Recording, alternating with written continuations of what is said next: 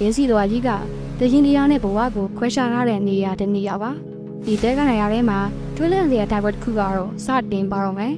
ဒီနဲ့ရောင်နေခြင်းကောင်းဟာစက်ကူငယ်လေးတစ်ခုလောက်ပဲရှိပေမဲ့သူ့သားကောင်ကိုဖော်ထုတ်ဖို့အတွက်တဲရီကိုမနာတန်းသူဖော်နေပါတယ်သူ့ရဲ့သားကောင်ကတော့ရွှေပန်းပင်ကူလိုလူတီများတဲ့အစေပင်ပင်ကူတစ်ကောင်ပါပဲတိုက်ပွဲကကြမ်းတမ်းပါတယ်နေခြင်းကောင်းရဲ့အစိတ်ဆူကပင်ကူကိုချက်ချင်းလေးဖြတ်သွန်းအောင်လုပ်နိုင်ပါတယ်ပင်ကူရဲ့အချက်တွေကလည်းနေခြင်းကောင်းအတွက်ဒေစီနန်အောင်ပြင်းထန်ပါတယ်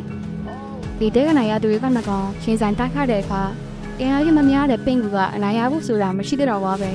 ဒါပေမဲ့ပင်ကူမှာဒီနေကျကောင်စီကနေတက်ရှင်ခပ်ပြီးဖို့အတွက်သူဟာကိုခါရာကိုပဲလို့လင်းပြီးတဲကုန်းဆောင်ကနေအလင်းမြန်လင်းစင်းခပ်ပြီးလိုက်ပါတယ်။ညတော့ဟာစက္ကန့်ကို1မီတာအထိရှိပါတယ်။ပြုတ်နေရှင်းလာတဲ့အတွက်နေကျကောင်ရဲ့မြေဝဲအပြင်ဘက်ကိုရောက်သွားပြီးအနေကနေလည်းလုံးမြောက်သွားပါပြီ။ဒါပေမဲ့တဲကနာရဆိုတာလုံးမြောက်ဖို့လွယ်ကူတဲ့နေရာမဟုတ်ပါဘူး။ရော်ရီရဲ့လုံးမြောက်ခံနေမှာပဲနောက်ထပ်တားကုန်တဲ့ကောင်ရဲ့လက်ချက်မိသွားပါပဲ။ဒီတဲကနာရလောကကြီးဟာပြေလုံးအလုံးကြုံမှုမရှိတဲ့